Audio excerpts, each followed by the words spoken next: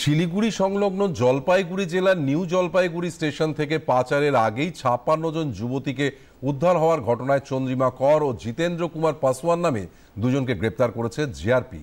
জিতেন্দ্র কুমারের সঙ্গে ছত্তিশগড়ে যোগাযোগ আছে বলে জানা গেছে। তবে চন্দ্রিমা নিজেকে শিলিগুড়ির বাসিন্দা বলে দাবি করলেও পুলিশ তার স্থানীয় ঠিকানা খুঁজে পায়নি। সোমবার রাতে পাটনাগামী ক্যাপিটাল এক্সপ্রেস ট্রেন থেকে ওই যুবতীদের উদ্ধার করা হয়। পুলিশ সূত্রে জানা গিয়েছে এই যুবতীদের ভিন রাজ্যে পাচার করার পরিকল্পনা ছিল।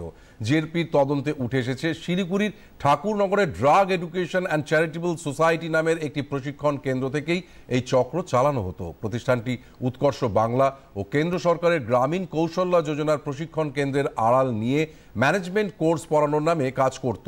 মঙ্গলবার দুপুরে জিআরপি ধৃত জিতেন্দ্রকে সঙ্গে নিয়ে ঠাকুরনগরের ওই ইনস্টিটিউট ও হস্টেলে হানা দেয়।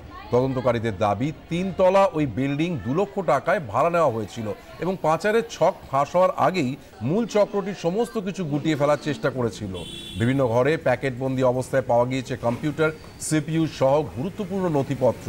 জানা গেছে মেয়েদের ইলেকট্রিক স্কুটার কোম্পানিতে চাকরি দেওয়ার নাম করে ভিন রাজ্যে নিয়ে যাওয়ার ছক কষা হয়েছিল।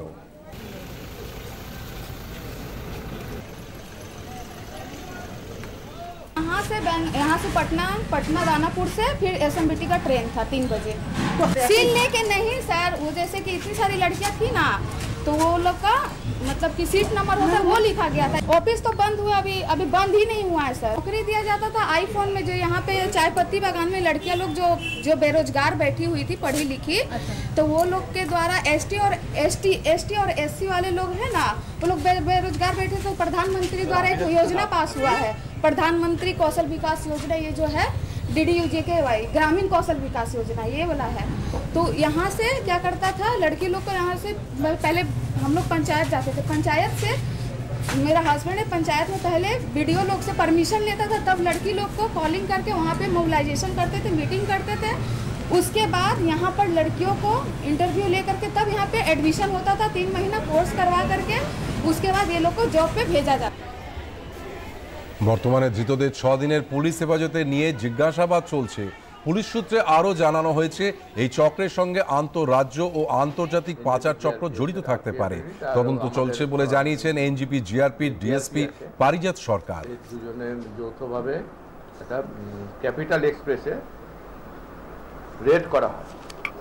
রেড করতে গিয়ে দেখা গেল যে আপনার যে স্লিপার কোচ আছে ওখানে 56 জন মানে অ্যাডাল্ট, হ্যাঁ জাস্ট অ্যাডাল্ট আর কি 18+, তাদেরকে চাকরি দেওয়ার নাম করে ব্যাঙ্গালোর নিয়ে যাচ্ছিল, যে কোনো কিছু তাদের কাছে কোনো অ্যাপয়েন্টমেন্ট লেটার নেই বা কিছু নেই। একজন হচ্ছে জিতেন্দ্র কুমার পাসওয়ান আর একজন হচ্ছেন চন্দ্রিমা কর।